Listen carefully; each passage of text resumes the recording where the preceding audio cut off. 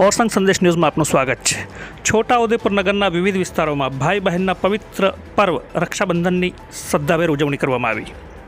ભારતીય સંસ્કૃતિ મુજબ આપણા દેશમાં ઉજવાતા દરેક પર્વનું વિશેષ મહત્વ રહેલું છે। આજ રોજ શ્રાવણ માસમાં પૂર્ણિમાના રોજ ઉજવાતા રક્ષાબંધન પર્વ જે ભાઈ બહેનના પવિત્ર બંધનના નામથી જાણીતો છે। આજના દિવસે બહેન પોતાના ભાઈના જમણા હાથે રક્ષા કવચ બાંધી તેના લાંબા આયુષ્ય માટે પ્રાર્થના કરતી હોય છે અને ભાઈ પણ આ દિવસે પોતાની બહેનની રક્ષા માટે વચન આપતા હોય છે। આજ રોજ તારીખ 19 ઓગસ્ટ 2024ને સોમવાર દેશભરમાં ઉજવાતો રક્ષાબંધન પર્વ છોટાઉદેપુર નગરમાં પણ હર્ષભેર ઉજવવામાં આવ્યો છે। ઠેર ઠેર બહેનો પોતાના ભાઈઓના હાથે રાખડી બાંધવાના દ્રશ્યો જોવા મળ્યા હતા।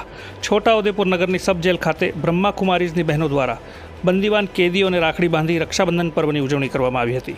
ભાઈ બહેનના પવિત્ર સંબંધની મહત્વતા સમજાવતો રક્ષાબંધન પર્વ નિમિત્તે શુભ મુહૂર્તથી જ બહેનોએ પોતાના વીરા માટે રાખડી તેમજ મીઠાઈ અને પૂજાની થાળી લઈને પોતાના ભાઈના ઘરે જતી જોવા મળી રહી છે।